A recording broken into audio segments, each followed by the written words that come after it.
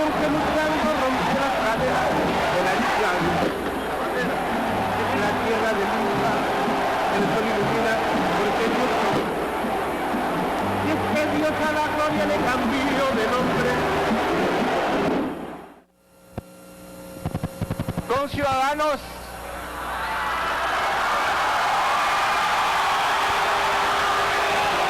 compatriotas, compañeros, pueblo de Lima, saludo emocionado después de 9 años al pueblo peruano que supo ponerse de pie, marchar por las calles, lavar las banderas y echar a la dictadura para recobrar la libertad.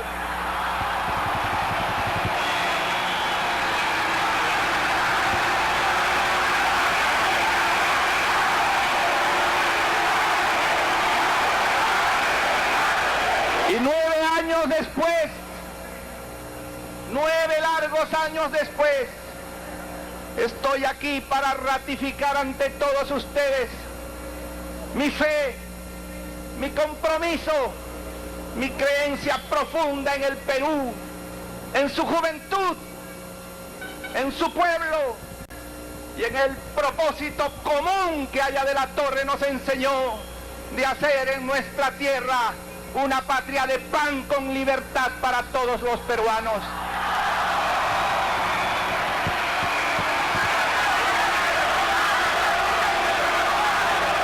Por eso, en esta hora dramática y aciaga, que recuerda el dramatismo de la guerra con Chile, en esta hora dramática en que hay incertidumbre, desilusión, cólera y pena, yo vengo a traer al Perú en nombre de todos ustedes una propuesta de esperanza, una propuesta de trabajo, una propuesta de descentralización y de democracia. Pero quiero ante todo hacer una confidencia a ustedes. Por 9 años he caminado solo el mundo. Y a cada paso me decía, podrán vejarme, podrán insultarme, podrán alejarme, pero no romperán mi fe, no quebrarán mis ideas, no quebrarán mis compromisos, no podrán impedir que esté nuevamente junto al pueblo. Y por lejana sea la distancia o profundo fuera el sueño de la muerte, yo sabía que algún día vendría a estar con ustedes, para con ustedes y con los demás peruanos comenzar otra vez el camino.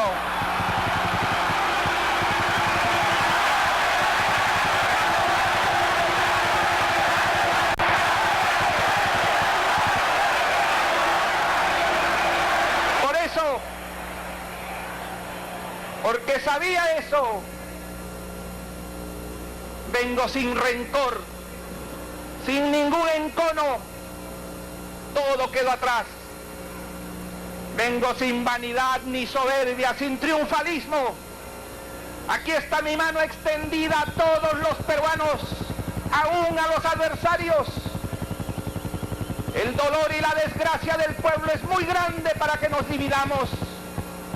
Aquí está mi mano extendida por el Perú y mi saludo a todos los candidatos, mi saludo a todos los peruanos, para con ellos labrar un gobierno de unidad nacional, que es lo que el pueblo quiere, un gobierno de unidad democrática para reconstruir nuestra tierra.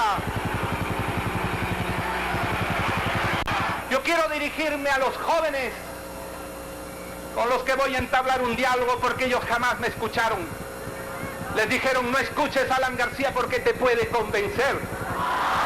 Esa fue la mayor objeción que se me hizo. Apaga el televisor que te puede convencer. Déjese convencer, peruano. Déjeme explicar En democracia son las razones, son los argumentos, es la libertad, son las cifras, son los datos con los que se discute, no las pasiones, no las invectivas, no los montajes, no las patrañas, no los muñecos en los que fue experto el régimen fujimorista. Le pido a esa juventud que me escuche, porque tiene el corazón abierto sin encono ni maldad. Y le digo que me escuche, porque yo soy aprista, porque soy y seré aprista, pero soy algo más que aprista.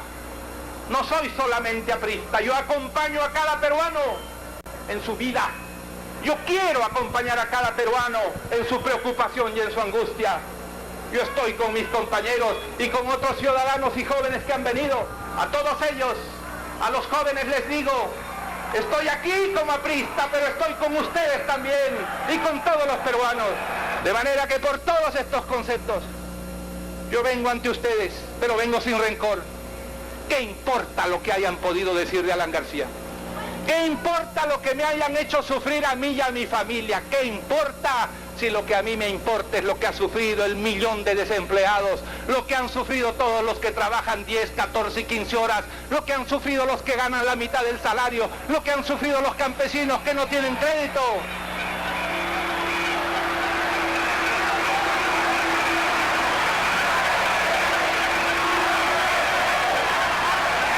Yo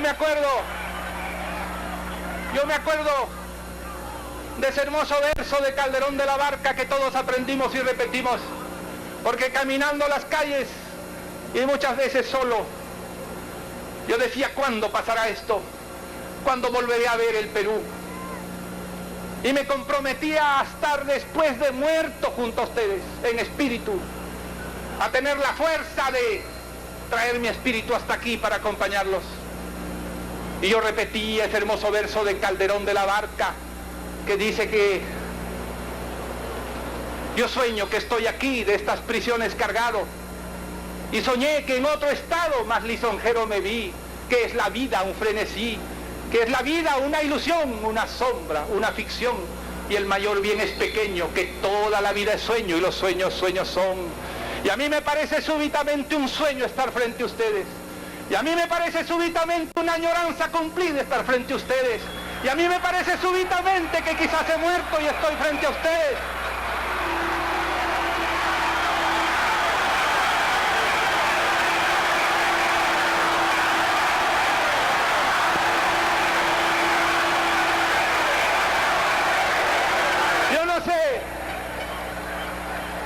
Yo no sé y no quiero despertar ni odios, ni rencores, ni gritos, ni vejámenes. Perdono a todos los que me gritan, perdono a todos los que me injuriaron, perdono a todos los que me dejaron, los perdono en nombre del Perú. No sé a dónde me conduzca la vida, no sé si me lleve a la muerte, pero aquí estoy entregando todo lo que soy otra vez al servicio de la patria.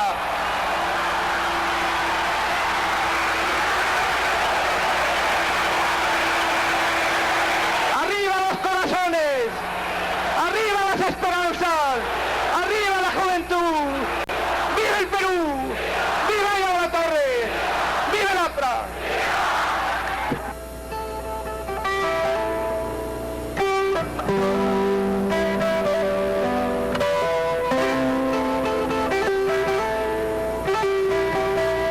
Porque nuestra gente es alegre y en su cantar pone fe en el Perú, dedico esta canción que es una oración a la patria.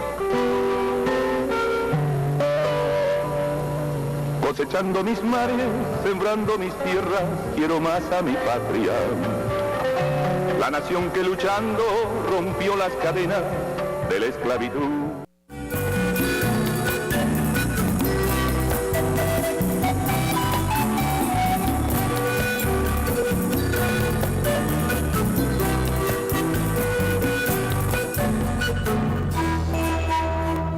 ¿Ahora sí, señor fiscal? Sí, señorita Maxi. Muy bien. Vamos a empezar entonces con la declaración del primer testigo. Que pase, por favor, el testigo Alan García Pérez. Testigo ofrecido por la defensa, ¿no? Señor testigo, pase, por favor. Gracias. Buenos días. Buenos días. Toma asiento.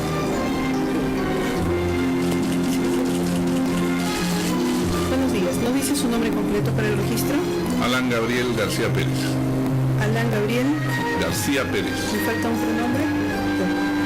No lo uso nunca, pero Ludwig, si quiere usted. Así es. En homenaje a Completo. Beethoven. Alan Gabriel Ludwig García Pérez. Correcto. ¿Su número de DNI? Eso es una complicación. ¿Tenemos acá su DNI? Sí, por favor. Disculpe, no lo tengo en la memoria. A ver. 077-68359. Exactamente, ¿Sí? me parece. No sabe su número de DNI. Disculpe, ¿no? Lo uso. No nos suele pasar, pero vamos a tomarlo en cuenta, no se preocupe. Señor García Pérez, ha sido convocado para este juicio en calidad de testigo.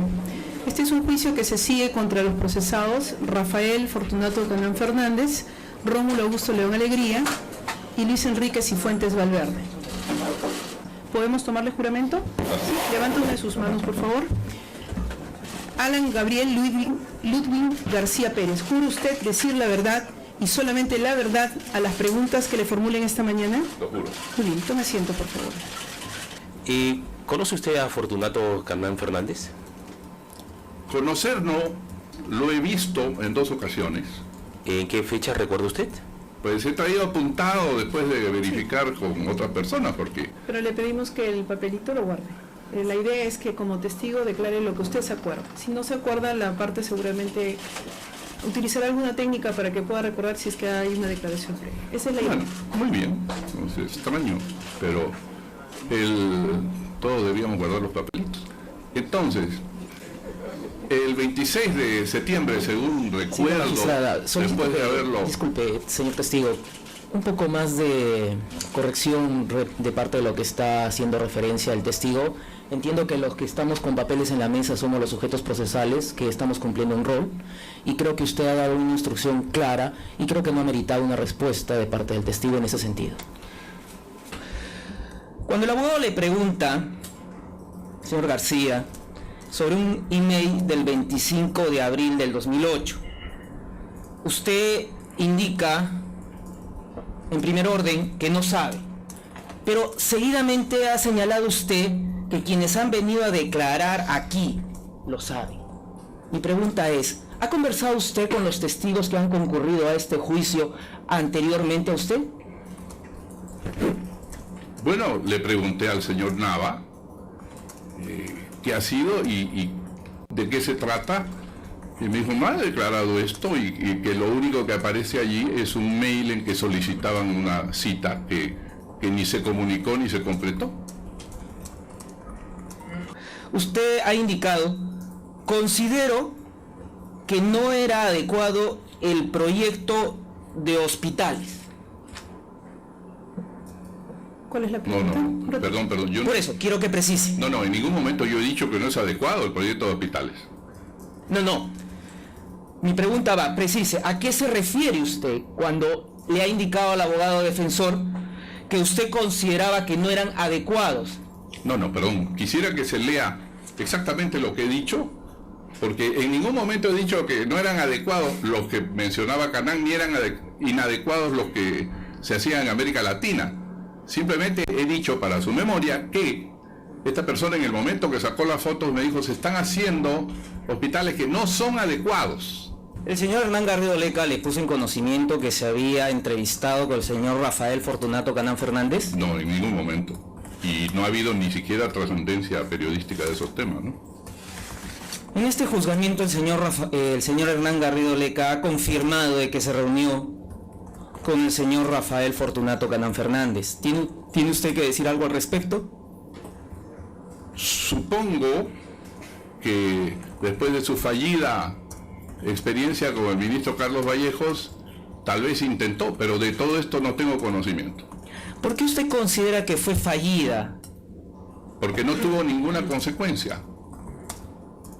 Simplemente, es decir, presentó sus ideas, si las presentó y cómo las presentó. Y no sé si el señor ministro de Salud, no lo hemos conversado en profundidad, consideró que eso no era adecuado, que no servía para nada, o que sencillamente estaba vendiendo humo. Puede ser también. ¿Me puede volver a repetir usted la labor que cumplía la señora Kunza Arana? La señora Kunza era secretaria de la presidencia en el 3er piso. estaba a 2 pisos de distancia, no estaba en la antesala. Recibía llamadas telefónicas, supongo que otras entraban a otras entidades de Palacio, a la Secretaría del Consejo de Ministros o al Secretario General de la Presidencia. Señor testigo, ¿usted puede negar que otros funcionarios de su gobierno recibieron, por intermedio del señor Rafael Fortunato Canán Fernández, recuerdos, encargos, encarguitos de la señora Pelli? Evidentemente no, como usted y cualquier funcionario no podría negar algo que no conoce. Tal vez un funcionario de su fiscalía podría recibir algo y usted no lo sabe. Sería absurdo que dijera que lo niega o no lo niega. Señor testigo, centrémonos a contestar lo que Sí, estoy contestando exactamente, pero usando de ejemplos. Sí, y no me he incomodado, por si acaso, Por la cierto. respuesta. La permito totalmente, señorita magistrada. Si usted me permite, más bien continúo, si el señor testigo ya concluyó. Sí. Ok. Este funcionario de su gobierno, el 11 de septiembre del 2017, en este juzgamiento, ha declarado lo siguiente. Minuto 26.10. Señala que Fortunato Canán Fernández envía un fax saludándolo por Navidad y le ofrece y le dice que lo invita a pasar vacaciones a Santo Domingo.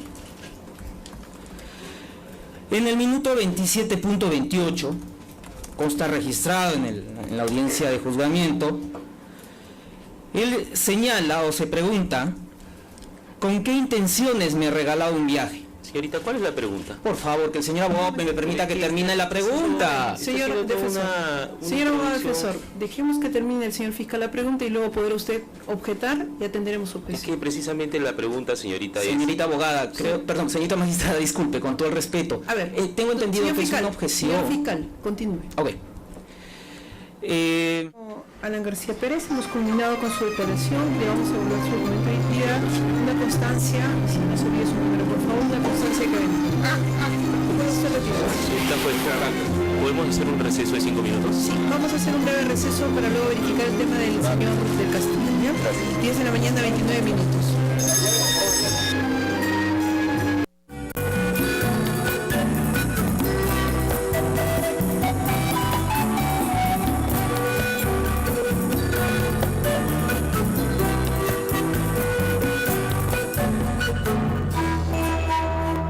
Estamos en una transmisión para la multiplataforma de RPP Noticias. El expresidente Alan García va a referirse obviamente a temas de coyuntura y que han estado bastante, digamos, polémicos con relación básicamente al caso Lavallato, al caso Odebrecht y también a otros investigados en el tema. Señor García, ¿cómo está usted? Muy buenas noches y muchas gracias por recibir a RPP Noticias. ¿Cómo está, don Carlos? Y muchas gracias a RPP por esta nueva ocasión de salir por sus ondas. Señor García, la verdad que en estos días y en estas últimas horas hay versiones que van y vienen, ¿no?, con relación a su situación. ¿Es usted consciente de que esta entrevista a RPP Noticias puede ser la última que dé usted? Condición de libertad, porque, bueno, y usted seguramente lo ha escuchado, ¿no? Posibilidad de detención preliminar. Muchas veces he escuchado eso y nunca se ha cumplido. Y en este caso concreto, ningún documento de los que se han mostrado me alude, me menciona, ninguna delación o indicio me vincula con nada. El propio señor Gorriti, que ha hecho la presentación de esos documentos, ha dicho, nosotros no decimos que García esté vinculado. Después deslizan, como el señor Navas, su secretario en la presidencia, secretario general de la presidencia, seguramente tenía algo que ver, pero esa es una especulación, no hay ninguna razón fáctica lo que se dice, hecho concreto, todo es especulación. Y con especulaciones no se priva a una persona de la libertad, ni siquiera de manera preliminar. A mí me parece que eso sería una gran injusticia, aunque las hemos visto últimamente. Ok, pero ¿está usted preocupado, sinceramente, está usted preocupado, está nervioso, está temeroso de una medida mucho más radical? Usted dijo en una oportunidad que tenía colaboradores fuentes en el Ministerio Público. Lo dijo en la puerta de su casa. ¿No ha recibido ninguna información al respecto? No, mire usted, evidentemente es una situación difícil que a un expresidente, a una persona cualquiera, hay 85.000 personas con detención preventiva en el Perú, porque eso no termina nunca. Es una situación fea, pero señor Villarreal, usted me ha acompañado muchos años y sabe que ser presidente del Perú es un inmenso honor, y lo he sido 2 veces, y que si la patria llega a convencerse de que tengo algo de qué pagar, pues es la patria. Así como la he servido y he hecho cosas por ella, no estoy aquí para refunfuñar y odiar. Espero, yo confío en la historia, yo soy cristiano, creo en la vida después de la muerte, creo en la historia, y si me permite, creo en tener un pequeño sitio en la historia del Perú. De manera que tener miedo de eso no lo encontrará en mí. Yo soy un hombre que se aproxima a los 70 años, cumplió 2 presidencias, incorporamos 130.000 hectáreas de tierras arenosas a la agricultura del Perú y 110 hospitales en 2 gobiernos, además de muchas cosas. Hecho eso, si ahora, porque hay unos fiscales que quieren pasar a la historia inmediata y a los titulares, pues pasaré ese trago amargo, siempre es así mi vida. O sea, usted va a estar en su domicilio o acá esperando cualquier situación. Se lo pregunto por qué, señor García, porque recuerdo en la primera oportunidad, y usted no me va a dejar mentir, del asilo que usted solicitó, usted dijo días antes, no tengo ningún problema, será un orgullo quedarme en mi país. Sí, claro. Pero a las horas usted se fue a la Embajada del Uruguay. ¿Qué nos garantiza que esta vez no haga lo mismo? Porque usted me acaba de recordar, que se avisó que del impedimento de salida se pasaba a una detención inmotivada. Y yo hice uso de un artículo constitucional que dice que tanto usted como yo y todos los peruanos tienen derecho de pedir asilo cuando hay una violación legal. Pero cerrado ese capítulo, ya no se puede hacer nada más que esperar, pero repetir siempre. No hay nada que me vincule, y eso llena de odio a mis adversarios, a los que me tocó derrotar 2 veces, y hace 40 años comencé esta carrera política. Los llena de odio haber dicho que tenía una casa al lado de Julio Iglesias de 10.000 metros. ¿Se acuerda usted del informe LARC? Que tenía 20 millones de dólares en unos bancos. Pues esta vez ni siquiera eso hay. Se menciona 2 personas, como podía mencionarse a otras, y todavía eso no se ha aprobado. Por eso yo he dicho, lo racional es esperar que esas personas hagan sus descargos, den sus respuestas y demuestren lo que saben, y esperar lo que se ha esperado tantos meses, que el señor Barata por fin declare en los 5 días que va a declarar. ¿No va usted a tomar alguna acción dentro justamente de ese pensamiento que usted tiene que están violando sus derechos, de no enfrentar a la justicia? No. Yo no eludo enfrentar a la justicia. Lo que yo digo es... No me lo recuerden esos términos, además. Ese es un derecho constitucional. Cuando hay una arbitrariedad de un fiscal que excede sus atribuciones, que sin razones de hecho y sin pruebas dice, se me ocurre, especulo, tengo una conjetura de que el señor Villarreal está en una mafia de drogas, metámoslo adentro.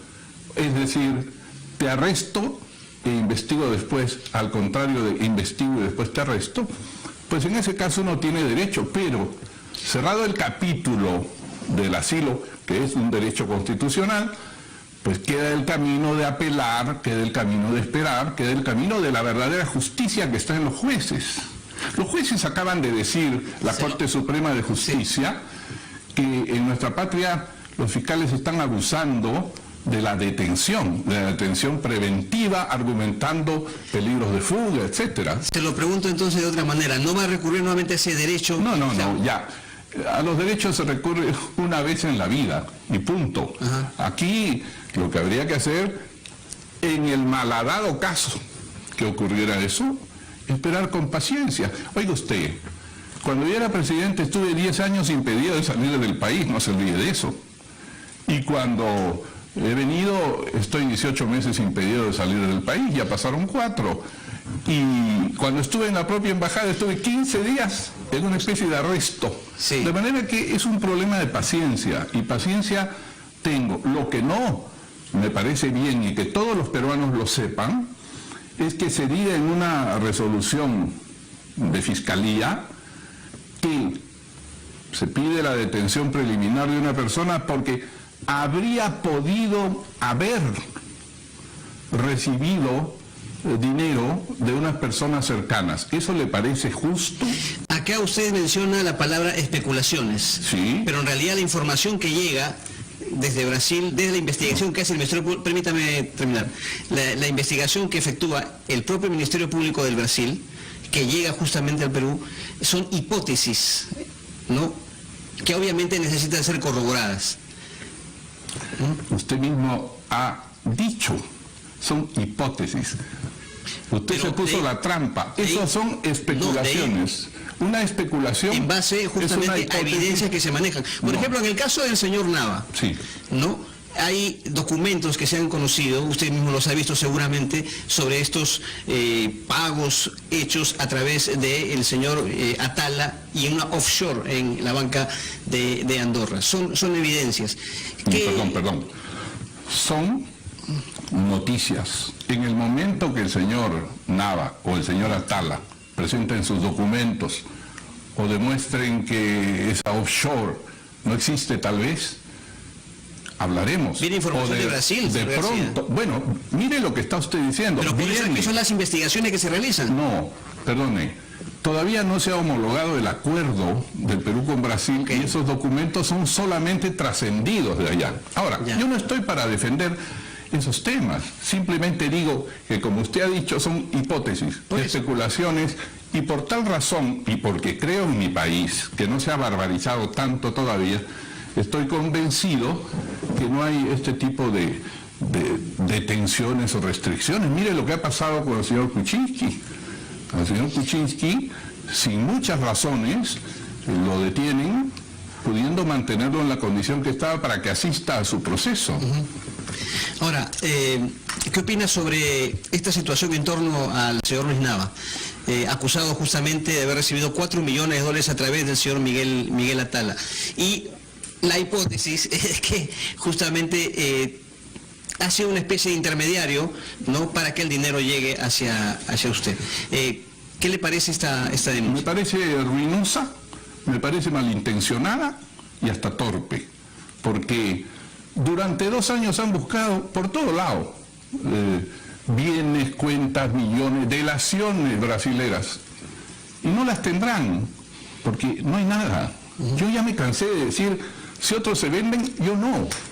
Yo creo en otra cosa que es diferente a irse al ataúd con una alcancía llena de dinero. Me parece una tontería. No sé si logro transmitirlo, pero eso es lo que quisiera transmitir a mis compañeros y a los ciudadanos. Es decir, hay valores y riquezas mucho mayores que el oro y que esas cosas. A mí lo ¿no? que me llamó la atención, se lo digo francamente, señor García, fue cuando vi el mensaje, el reportaje de Idela Reporteros, ¿no? Y sobre todo conocer el número de visitas que Barata le hizo al señor Nava en Palacio de Gobierno, porque la labor del señor Nava ha sido básicamente administrativa, pero hay reuniones de 6 horas, son 3 reuniones, son 6 horas y están en los registros de Palacio de Gobierno. Bueno. Esto no es información que llega, sino de registro de Palacio de Gobierno. ¿Por qué tendría que tener una reunión de 6 horas, ¿Qué de cosa 2 tiene? horas y media? No lo sé, yo no me pongo a defender. Si hubiera una cámara de televisión que dice 8 de la mañana, salida a Está en las los 2 de la registros de Palacio de tarde, Gobierno. de acuerdo. No, Palacio de Gobierno es un soldado que apunta en la puerta, normalmente, y nada más. Pero hay registro de entrada, señor. Ese es el registro de entrada. Por eso, y de salida también. No, pero puede una persona no apuntar las cosas.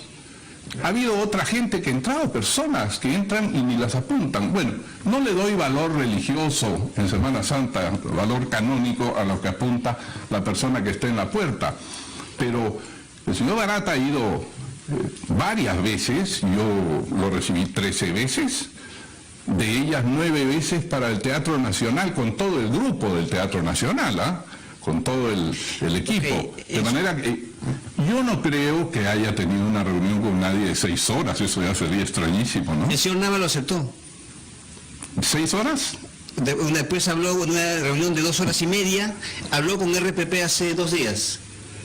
Le Pues, consultamos sobre no ello. lo sé. ¿Por qué tendría él que reunirse con el señor Yo Nava? no lo sé. Como usted sabe, Palacio de Gobierno, usted lo conoce mejor que yo porque ha estado con varios presidentes. No creo que lo conozca mejor que usted. La Secretaría General está a unos 80 metros en pasadizos y recovecos en Palacio. Yo no sé si una persona entra o sale, ¿no? A Palacio, donde hay 480 personas permanentes, entran miles por Pero ¿no día. le parece extraño si el señor Nava tenía una labor administrativa reuniéndose con Jorge Barata? No, yo no estoy argumentando.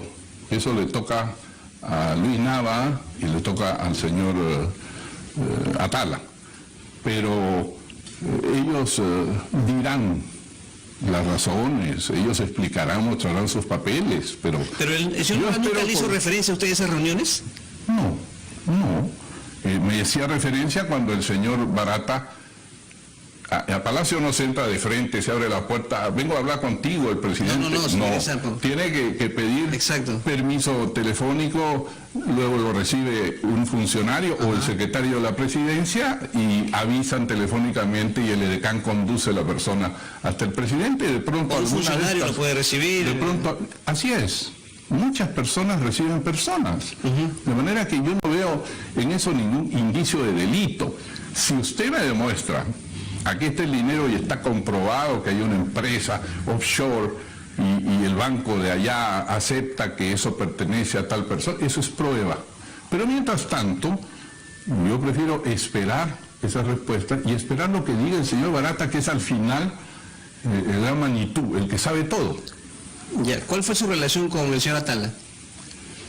Yo he tenido una amistad social con el señor Atala, porque él era textilero grande, él es muy importante empresario y muy amigo de un amigo de infancia, el señor Divisia, y nada más. En algunas ocasiones, cuando creamos el Instituto del Trabajo, por ejemplo, teníamos que poner personas vinculadas al mundo laboral y empresarios, porque era un tema para generar ideas de cómo emplear a las personas, es decir, en vez de utilizar grandes maquinarias en las minas, usar mano de obra, por ejemplo, y con eso, que nunca tuvo funcionamiento lamentablemente, otra asociación que era Pro Salud, que lamentablemente no tuvo ni un aporte, ni un sol, y al final ni una reunión, fue una buena idea que se puso en un papel. Lo que sí es cierto, señor García, es que hay gente de su entorno, o sea, gente cercana a usted que ha recibido dinero. Bueno, yo no doy por hecho.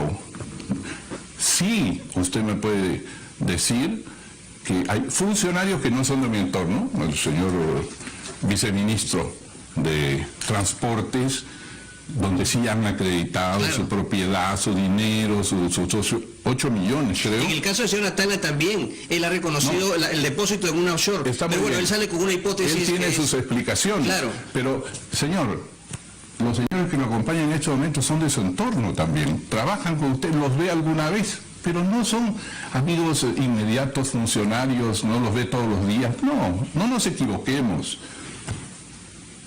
Yo simplemente le estoy consultando. Sí, estoy convencido que ahora uno articula las cosas y dice gente de su entorno. Bueno, el señor Nava, Pero son de su si era de mi entorno. Esa es su confianza, señor Nava.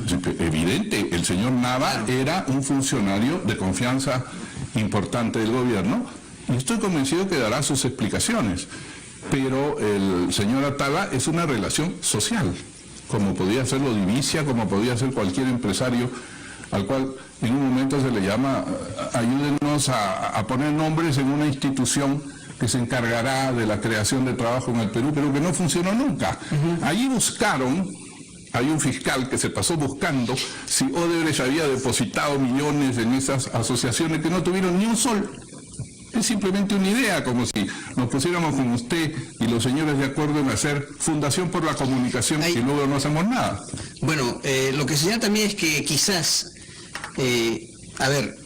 las evidencias más claras, ¿no?, en su contra están en la famosa conferencia que dio usted en Sao Paulo el 25 de mayo del 2012, porque hace poco justamente la Fiesp, ¿no?, dijo que no había solventado, no había pagado su participación, su conferencia. Usted dijo también hace unos minutos nada más que no había sido mencionado usted en las declaraciones que han brindado los ni el señor Grillo, ni el señor Barata, etcétera. Pero permítame hablar de la conferencia. Justamente por ese tema. ¿Sabe usted quién era el vicepresidente, el primer vicepresidente de Fiesp? La empresa Odebrecht. Ok. Punto. Ya que usted se refiere, le quiero recibo mencionar un soborno de $70,000 que usted podría recibir en su bolsillo. Yo no lo recibo, haciendo un viaje, volviendo en la noche, dando una conferencia ante 300 personas para ganar $70,000 líquidos, porque pago 30,000 a la SUNAT transparentemente. Ok, lo que yo le quería mencionar es esto, y justamente en la indagación que hemos hecho, el 18 de febrero la Fiscalía del Perú ha interrogado al señor Marcos Grillo. Marcos Grillo es el generador de recursos, o ha sido el generador de recursos para el sector de operaciones estructurales de Odebrecht. Y dijo él que por orden de Jorge Barata pagó $100,000 a Alan García, a usted, ¿no?, mediante simulación con el estudio de abogados Américo Espínola. Bueno, lo mencionó entonces. Ya no, pero es muy simple. Lo que ha dicho Grillo, y le pido que lo lea nuevamente, es que ese dinero no era por ninguna obra, por ningún soborno, por ningún favor que hubiera hecho años antes el presidente, porque yo ya no era presidente, soy un privado que puede contratar con quien sea. Y así como ustedes invitaban a Barata a sus reuniones, porque sí lo invitaban, en esa época, el 2012, ¿quién hablaba mal de Odebrecht? A ver, pongámonos en la situación. El 2016 se descubren todos los problemas, pero hasta el 2012, Ipis, Gorriti y todos recibían dinero para sus premios periodísticos y para sus publicaciones del Poder Judicial. Eso deberán contestar ellos. No, pero era una empresa de la cual nadie dudaba.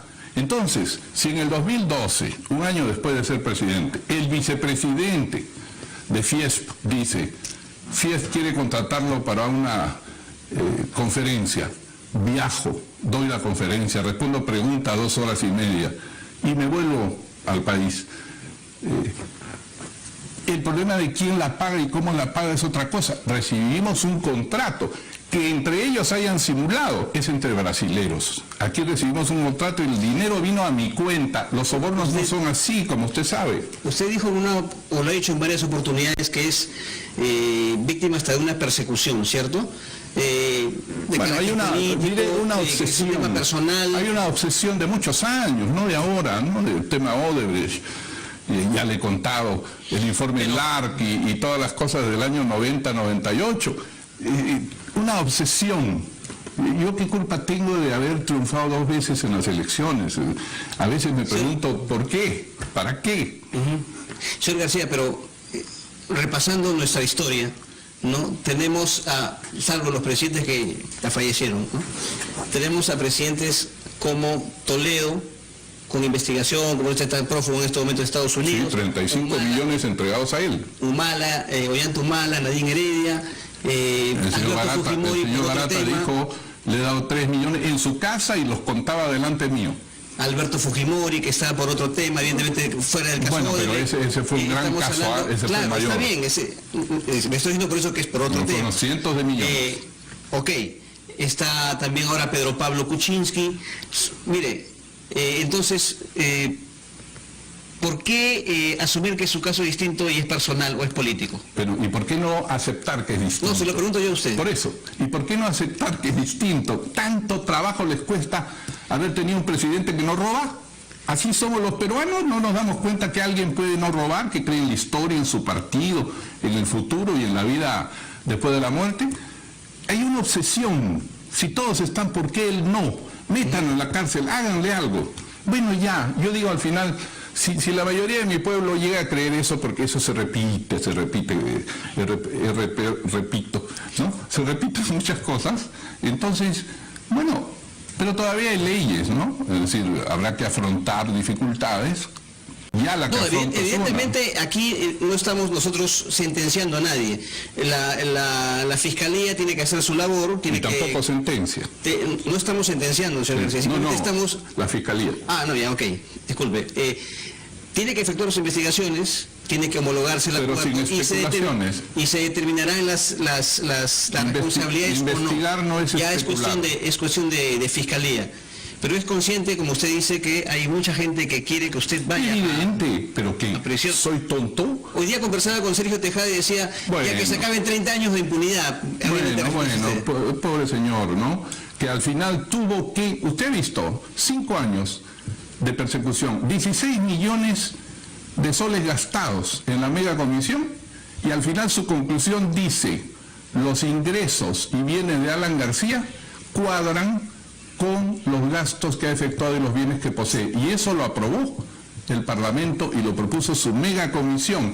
A ver si no le va a doler después de 5 años y 16 millones del Perú gastados en eso. No hablo de otras muchas investigaciones.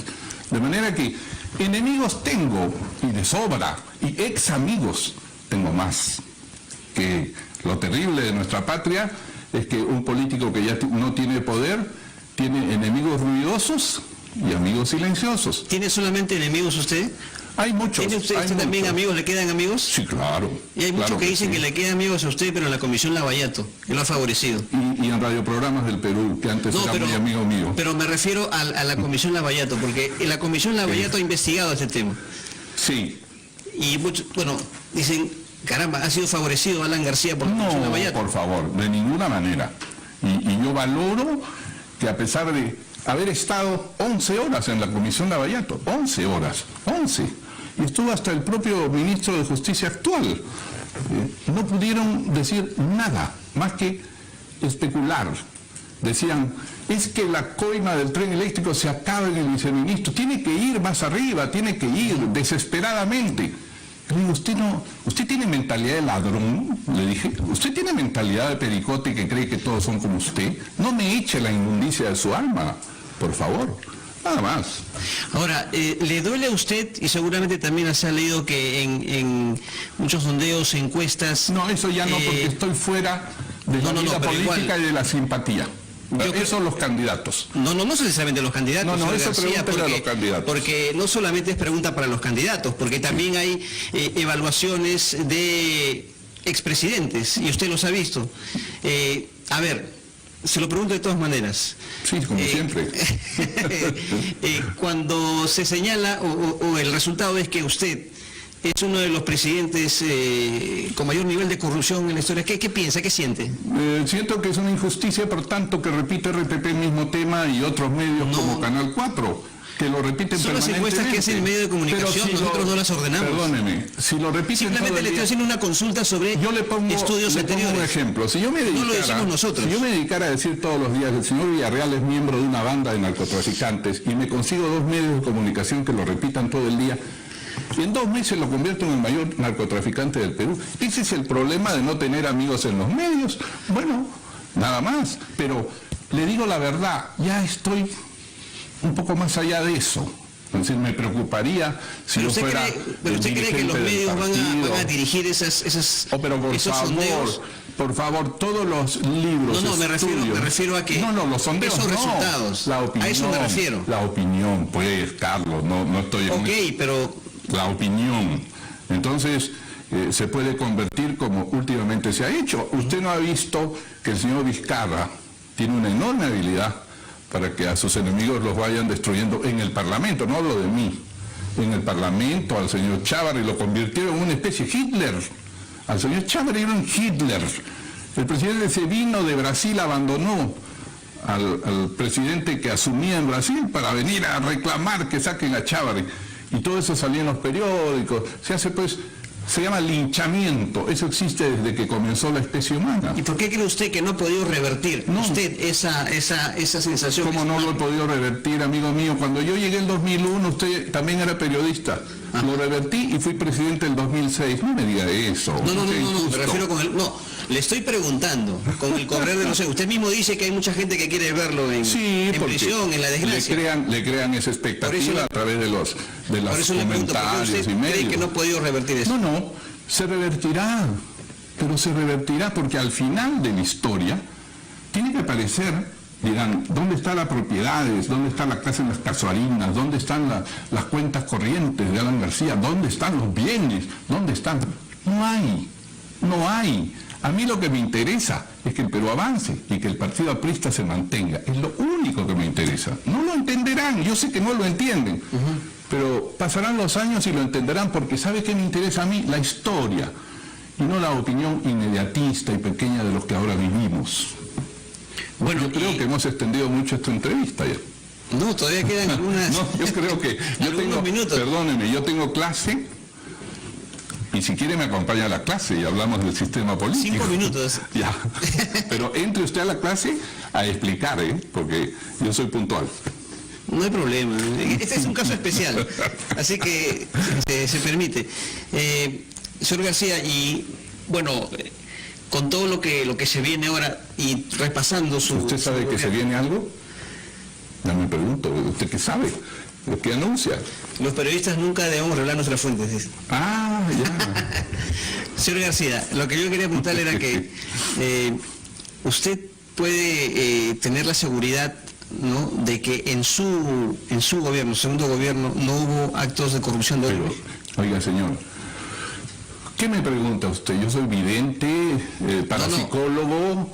Es Hablo de su gobierno. En todos los gobiernos. A ver, yo le recordaba en la mañana a una periodista, cuando don Fernando Belaúnde, a que yo quiero mucho y respeto mucho, Fernando, mi amigo, era gobernante entre el 80 y el 85, tuvo un ministro que fue el ministro Fernando Chávez Belaúnde, su primo, arequipeño, del que dependía la Compañía Peruana de Vapores.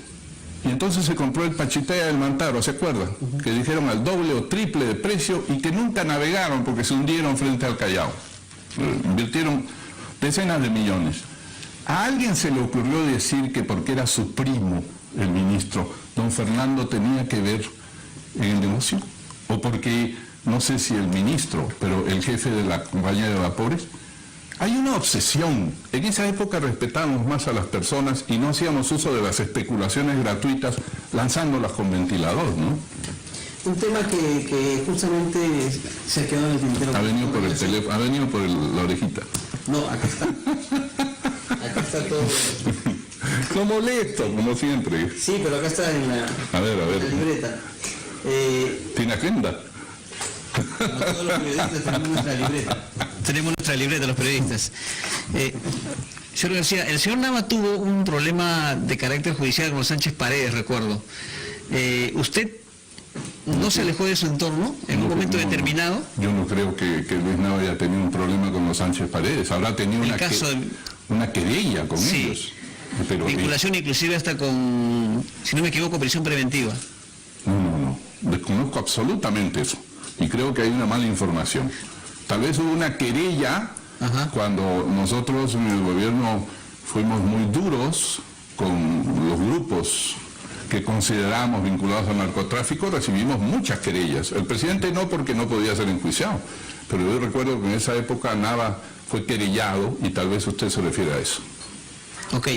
Hay una información que divulgó un medio de comunicación. ¿Conoce usted a Joseph Maiman? Estaba yo comiendo en una ocasión en un restaurante desaparecido en la Bohème y entró el presidente Toledo. Sí. Y venía acompañado y el presidente Toledo pasó. No me dio, como decimos en el Perú, pelota, no me miró. Ya. Pero sí se acercó una persona muy gentil y era el señor Maiman. ¿Esa fue la única vez que lo vio? Que yo recuerde, sí. No es una persona, entiendo que vive. ¿No lo vio en fuera. otras oportunidades? No. Que yo recuerde, no. ¿O al menos conocido de gente de su entorno? Eso yo que sé. No, le pregunto. Yo no sé si usted conoce a alguien. No sé, yo no ando preguntándole a todos, tú conoces, haciendo cadenita. No soy tan chismoso, Carlos. Si no estaría de periodista. Se lo pregunto porque la información señala, y se lo pregunto directamente a usted también, que, a ver, ¿es cierto que el señor Maiman colaboró con su campaña Jamás. en el 85? Jamás. ¿Pero qué le pasa? No, a Esa mí es no. una imputación, No, una le estoy especulación que preguntando. rechazo tajantemente No es mi- y lo querello. No es de mi autoría. querello. No es de mi autoría. Ah, pero la repite, lo querello. Le pregunto a usted. No, en absoluto. Mi obligación es preguntar. No, su obligación es Preguntar. verificar las cosas. Por eso, Pero la no, fuente es usted. Le mira, pregunto mira, directamente a usted. hasta me hace reírme. De ninguna manera. No, punto. Muy bien. Muchísimas Señor gracias. García, muchas gracias por esta Y entrevista. baje usted como me prometió para que mis alumnos vean por lo menos el micro y sepan que he estado con usted, si no dirán que soy un profesor tardón. Y Pero esta entrevista se ha difundido en radio y televisión. Sí, y respeto mucho, pero Ahora, respeto a mis alumnos, que son los que están esperando. yo estoy seguro que los alumnos saben que usted está con RPP, así que No saben, venga conmigo, yo lo invito. Muchas gracias. Muchas gracias. El expresidente Alan García estuvo con nosotros.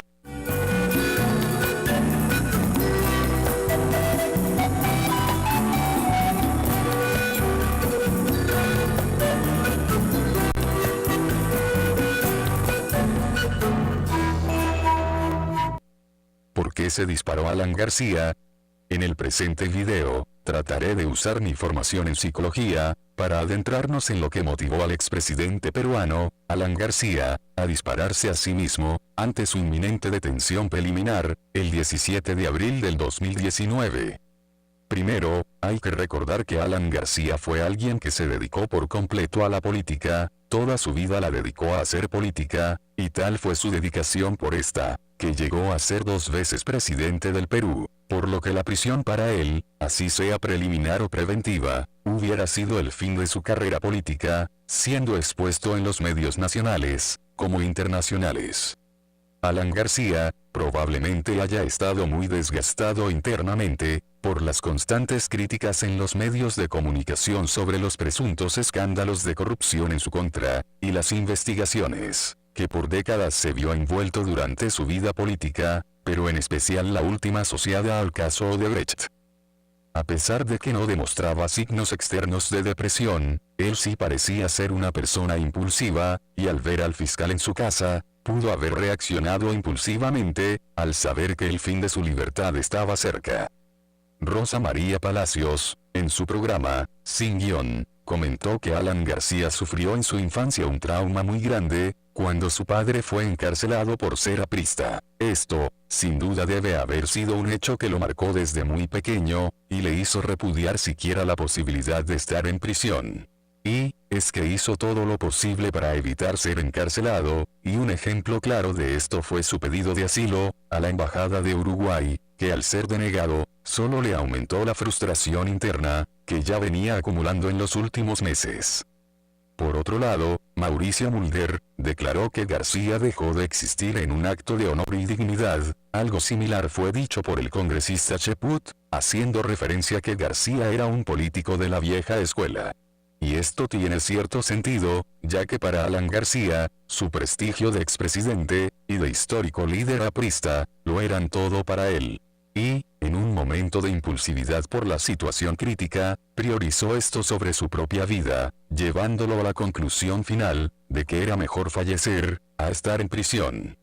En su última entrevista por RPP, García consideraba una injusticia el posible hecho de ser encarcelado, y declaró que lo que realmente le interesaba, era la historia de su legado, más inclusive, que la percepción popular del presente, haciendo referencia, a cómo sería recordado, por las futuras generaciones del Perú. Bueno, solo el tiempo dirá, mediante el avance de las investigaciones de los demás involucrados, la verdad completa sobre el caso Odebrecht.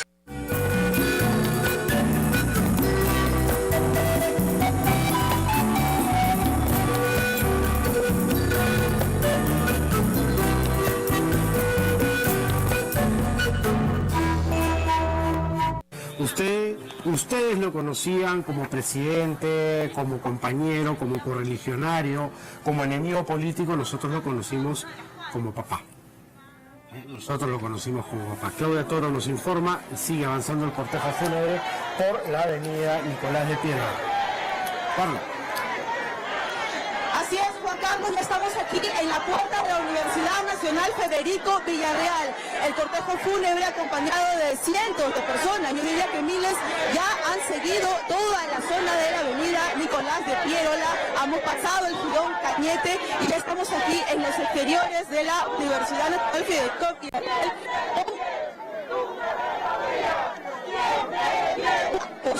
Aquí en la entrada de la universidad para rendirle este homenaje al expresidente Alan García, para rendirle este último adiós, gritando siempre de pie, nunca de rodillas, despidiéndose de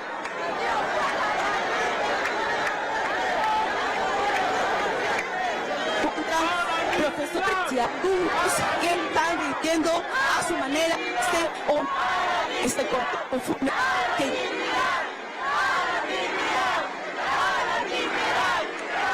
Vamos a esperar que se ubique bien, sabemos que la caminata hace que la señal falle un poco, tenemos unos problemas para la recepción de tu audio, las imágenes están perfectas, el féretro que contiene los restos del expresidente Alan García van avanzando, cargados por sus correligionarios que se van turnando en llevar el cajón.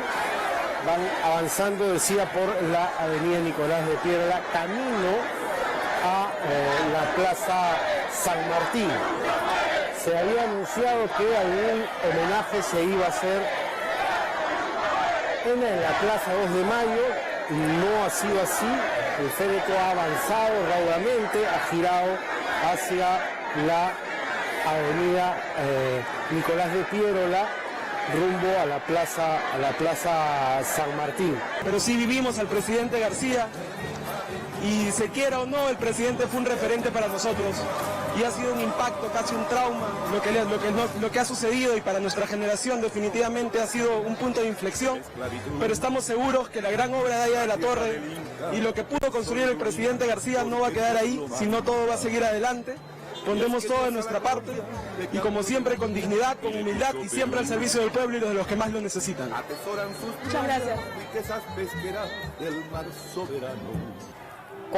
lo que no ha habido? Nacional. Al velorio debieron ir las más altas autoridades del Estado a rendirle homenaje. Eso no hubo por decisión de la familia. Claro, tenía que ser el presidente o un representante de él que el que debía encabezara. Hoy día, por ejemplo. Así es. Él debía encabezar el cortejo fúnebre hacia el cementerio. El presidente de la República o su representante. Eso tampoco hubo por decisión de la propia familia.